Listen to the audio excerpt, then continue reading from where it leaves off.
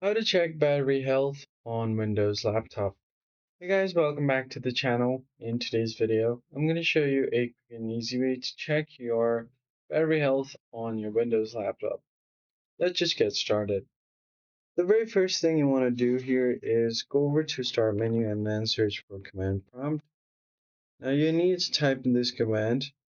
Type in power cfg / battery report.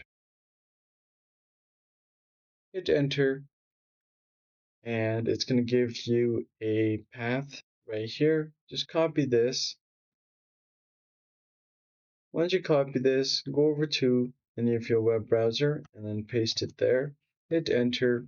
It's going to show you your battery report. Now you can find your battery design capacity and your full charge capacity. So if your full charge capacity is less than your design capacity, then that means that your battery health has been degraded. As you can see, my full charge capacity is same as the design capacity, so I'm good to go. So that's it for this video, guys. I hope this tutorial was helpful. Hit the like button down below, subscribe to the channel, and I'll see you guys in the next one. Thanks for watching.